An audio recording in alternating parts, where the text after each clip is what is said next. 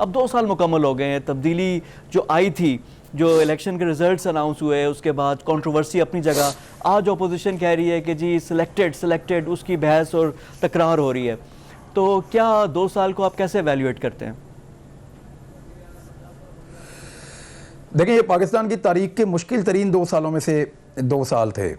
इधर एक नई हुकूमत आई, एक तीसरी फोर्स आई, उसने आकर कहा कि हम मुल्क को एक नए तरीके से चलाएंगे, हम कोशिश करेंगे कि ब्लैक एंड वाइट जो है उसमें मुल्क को चलाएं, हम ग्रे एरियाज को ख़त्म करें।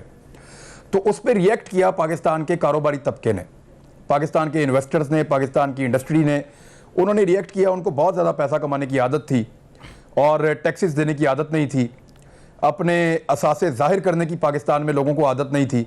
तो उसकी वजह से एकदम इकनॉमिक डाउन आया पाकिस्तान में। वज़ीर-ए-आज़म पाकिस्तान ने चीज़ों को ठीक करने की कोशिश की तो लोगों ने मुज़ामत की। माफिया बहुत तकड़े हैं, अभी तक मुज़ामत कर रहे हैं। एक तो ये बहुत बड़ा मसला रहा।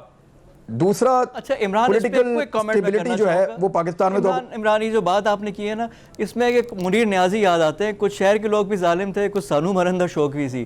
तो कुछ ना कुछ तो इनका भी है ना कि इतना टाइम था, पॉलिसीज पहले से लेकर आते, ये सारी चीज़ें मतलब प्रीएम्प्ट करते हैं ना। तो अब सारा ये वही पॉलिसियां जो इमरान पहले दिन से लेकर आया था। इमरान जो पहले दिन से पॉलिसीज लेकर आए थे, ये वही पॉलिसीज हुआ। टैक्स में कोई इजाफा जब उन्होंने उनको, कोई किसी ने अपने एसेट्स नहीं डिक्लेयर किए, कुछ भी चीज़ें नहीं हुई ना। जो आपकी टैक्स कलेक्शन है उल्टा कम होती जा रही है ना, जो आपकी ग्रोथ थी वो भी नहीं हुई। अगर ये कोविड ना आता तब भी जो आपकी जो मईशत की जो शरह नमू है वो बहुत कम हो गई थी, यानी जो पिछला जो छोड़ के गए थे उससे भी कम थी। ये भी तो फैक्ट्स हैं। आप ठीक कह रहे हैं, मैंने कब कहा आप गलत कह रहे हैं, लेकिन मैं आपको ये कह रहा हूँ कि हमारे यहाँ पे लोग टैक्स देना ही नहीं चाहते।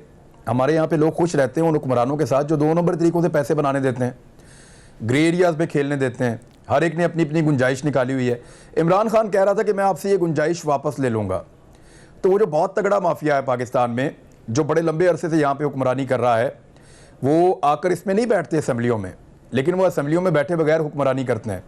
वो बहुत ताकतवर हैं, वो इतने ताकतवर हैं कि इदारों को अपनी उंगलियों पर चलाते हैं। वो इतने ताकतवर हैं कि चीज़ों को मैनिपुलेट करते हैं, वो स्टेटमेंट्स निकालते हैं, इवन इदारों में से भी निकालते हैं। इमरान खान ने उनसे टक्कर लेने की कोशिश की और कई दफ़ा टकराने के बावजूद उनको नुकसान उतना नहीं पहुंचा सका जितना पहुंचाना चाहिए था। माफिया बहुत तगड़ा है। आपको लगता है 2 साल में उनको शिकस्त हो जाएगी? सवाल ही पैदा नहीं होता, सवाल ही पैदा नहीं होता। बल्कि वो उल्टा ये करते हैं, वो बंदों को नौकरियों से निकालते हैं, इमरान खान को ब्लैकमेल करते हैं। वो उल्टा ये करते हैं कि टैक्सेस रोक लेते हैं, इमरान खान को ब्लैकमेल करते हैं। वो उल्टा ये करते हैं कि पैसा जो है उसको छुपा लेते हैं, जाहिर नहीं करते, इमरान खान को ब्लैकमेल करते हैं। मार्केट में पैसे की सर्कुलेशन रोक लेते हैं, इमरान खान को ब्लैकमेल करते हैं। गरीब आदमी मरता है तो फिर उसको छूट देनी पड़ती है। जब वो छूट देता है तो फिर हम उसे गालियां देते हैं, हम उसे कहते हैं कि देखो तुम तो वैसे ही चल रहे हो जैसे पहले चल रहे थे। छूट नहीं देता तो वो लोग मुल्क को नहीं चलने देते। तो माफियाज हैं, एक दिन में ख़त्म नहीं होंगे। पॉलिसीज आएंगी, स्लो चलेगा। और ये 2020 में उम्मीद की जा रही थी कि शायद चीज़ें ठीक होना शुरू हो जाएं, लेकिन कोविड-19 की वजह से हालात पाकिस्तान के ज़्यादा ख़राब हो गए। बेहतर होने की बजाय ये एक मुश्किल साल था जिसमें हमें एक आजमाइश का सामना करना पड़ा। लेकिन अगर आप ये देखें, अगर आपने ये देखना है कि आपका लीडर ठीक है या नहीं, या वज़ीर आज़म ठीक आदमी है तो नहीं, आप इंडिया के साथ कंपैरिजन कर लें। एक जैसे लोग, एक जैसे कवानीन, एक जैसा रहन सहन, एक ही तरह की खुराक, तकरीबन मिलते जुलते लोग हैं। वहाँ पे आप देख लें क्या हो रहा है। वहाँ पर मिलियन पे जो केसेस हैं पाकिस्तान से 6 गुना ज़्यादा हैं, 6 गुना ज़्यादा। तो कुछ तो है जो इमरान खान ने किया, जो इंडिया से 6 गुना कम यहाँ पे लोग जो हैं वो मुतासिर हो रहे हैं इस वबा से।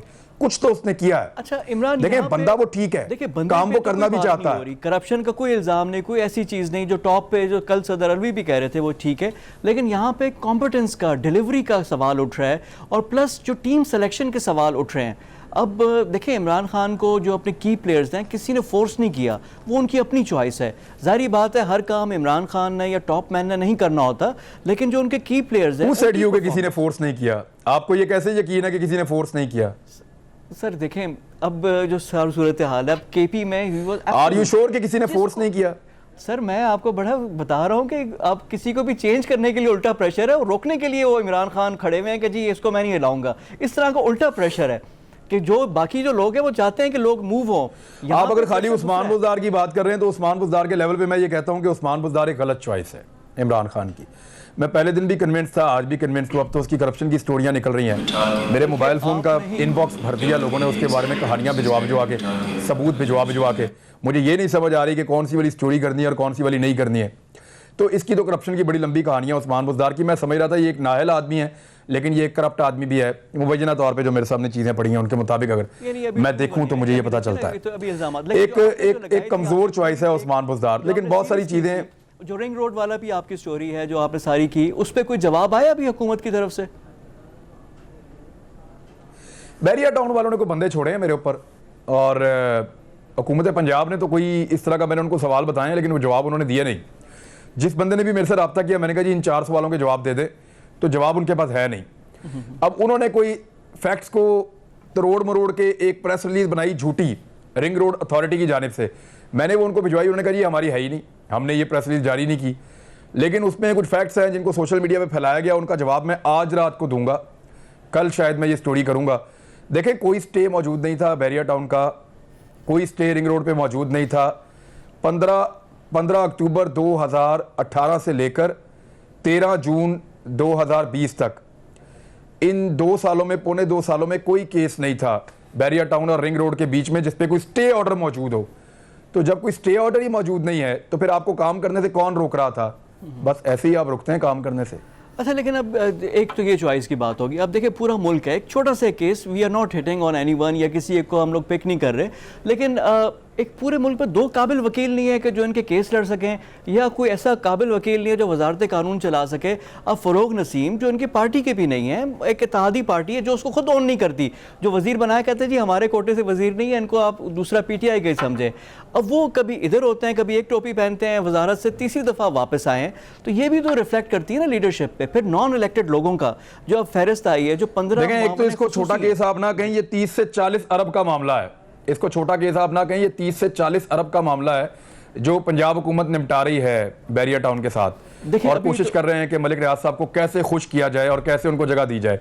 फरोग नसीम के मामले में I am standing with you, ये क्या बात हुई यार कि वो इस्तीफा देता है, जाके केस लड़ता है, फिर वापस आके हलफ ले लेता है? ये तो मजाक बनाया हुआ है आपने। और अभी जो कमेटी बनाई है इन्होंने नैब के कवानीन को चेंज करने के लिए, उस कमेटी के अंदर 10 बंदे वो हैं जो नैब के मुलजिम हैं, यानी 24 बंदों की कमेटी है, 10 बंदे बीच में से नैब के मुलजिम हैं। हद हो गई यार, वैसे हद हो गई। यानी नैब के मुलजिम अब फैसला करेंगे कि इदारे को कैसा होना चाहिए। वो जज अपने आप को केस से अलग कर लेते हैं, ऑफिसर्स अपने आप को उस केस से अलग कर लेते हैं जहां पे कन्फ्लिक्ट ऑफ इंटरेस्ट आ जाए। लेकिन यहां पे नैब के 10 मुलजिमान बैठेंगे, बैठ के ये बताएंगे कि नैब को कैसा होना चाहिए। ऐसा मजाक अगर पूरी दुनिया में कहीं सुना है ना तो मुझे मेरे साथ शेयर करने आप। अब देखिए, अब ये सिर्फ एक ये नहीं है, देखिए बाकी जो एक 2 साल की जो परफॉर्मेंस की बात कर रहे हैं, अब सोशल मीडिया पे ये बाकायदा ये आता है कि जिस चीज़ का नोटिस लेते हैं वहाँ पे चीज़ हो जाती है। दवाइयों को नोटिस लिया, दवाइयों की कीमत बढ़ गई, पेट्रोल का नोटिस लिया, पेट्रोल की कीमत बढ़ गई। अब वो कहते हैं खुदा के लिए किसी चीज़ का नोटिस ना ले, नहीं तो उसकी कीमत बढ़ जाएगी। तो ना लें नोटिस, ही ठीक है ना लें। लेकिन देखिए ना, फिर चीजें ठीक कैसे होंगी? खराब हो रही हैं तो नोटिस ना लें। तो फिर चीजें ठीक कैसे होंगी? और जिस तरह आपने नैब उस्मान बुज़दार के होते तो चीजें ठीक नहीं होंगी। उस्मान बुज़दार वो तिल, इन तिलों में से तेल निकलना ही नहीं, जो मर्जी कर लें। पाकिस्तान आधा तो उस्मान बुज़दार है। अब मुझे बताएं जुल्फी बुखारी को किस क्रेडिबिलिटी पे या किस काबिलियत पे इन्होंने रखा अपने साथ इमरान खान साहब ने? तो काबिलियत है। अच्छा इमरान, लेकिन फिर आप ये खिदमत उन्होंने सर अंजाम दी थी दुनिया में, उनके ये बड़े बड़े कारनामे। आप मुझे शुरू कोई ऐसी चीज बताएं ना, कोई चीज ऐसी बताएं कि जुल्फी बुखारी ऊपर से करप्शन नहीं है, कुछ नहीं है, लेकिन अब ये केसेस आते हैं, मैंने ये नहीं कहा, मैंने ये नहीं कहा मेरे दोस्त, मैंने ये नहीं कहा। आप गौर से सुनिए मैं जो कह रहा हूं। मैंने कहा 2 साल बहुत मुश्किल थे, ये नहीं कहा कि बेहतर है। लेकिन मैंने कहा ना कि जो वादा था वो पूरा हुआ। आपने कहा नहीं जी बहुत हद तक बड़ा ज़बरदस्त डिलीवर हुआ कि ऊपर से करप्शन ख़त्म हो गई, चीज़ें ठीक है, इमरान खान ईमानदार है। मैंने तो नहीं कहा, निकाल के सुने आप। देखें शुरू में आप निकाल के सुने, मैंने तो नहीं कहा। तो फिर क्या सूरत हाल है क्या? मैंने कहा, मैंने नहीं, आपने अज्यूम कर लिया कि ये मैंने कहा है। मैंने कहा जी हालात बहुत मुश्किल थे। ये 2 साल पाकिस्तान की तारीख के मुश्किल तरीन सालों में से थे। मैंने कहीं पे ये नहीं कहा कि इमरान खान ने बहुत अच्छा डिलीवर किया। मैंने कहीं नहीं ये कहा कि उसने पाकिस्तान के लोगों की हालात बेहतर कर दिए। मैंने कहीं नहीं ये कहा कि उसकी टीम बहुत अच्छी है। मैं ये कह रहा हूँ कि ये 2 साल बहुत मुश्किल थे और जिस तरह उसने हैंडल करना चाहा, ये मुल्क उस काबिल नहीं है कि उसको वैसे हैंडल किया जाए। हम लोग अभी जो है वो ब्लैक एंड व्हाइट के काबिल नहीं हुए, हमें ग्रे एरियाज में जीने का शौक है। देखिए ना, अब वो पुरानी वाली चॉइस तो अपनी पॉसिबिलिटी तो है ही नहीं। 30 साल मार खाइए आपने, 30 साल मार खाइए आपने 2 पॉलिटिकल पार्टी से। को 5-10 साल इससे भी मार खाएं, शायद ठीक कर दे आपको, शायद ठीक कर दे। अच्छा, अब आ जाते हैं वन बाय वन के। आपने बड़ा फैंसीफुल आपका जो चीज़ें आई हैं कि जी चीनी की रिपोर्ट में ये हो गया, आटे की रिपोर्ट में ये हो गया, आईपीपीज़ की रिपोर्ट में हमारी जनरल नॉलेज और इन्फॉर्मेशन में तो बेताशा इजाफा हुआ, लेकिन उसका रिजल्ट कुछ नहीं निकला। रिजल्ट निकलना चाहिए। जब तक आप नताइज नहीं देंगे ना रिपोर्टों के ऊपर, अगर नताइज ना निकले तो उन रिपोर्टों का कोई फ़ायदा नहीं है।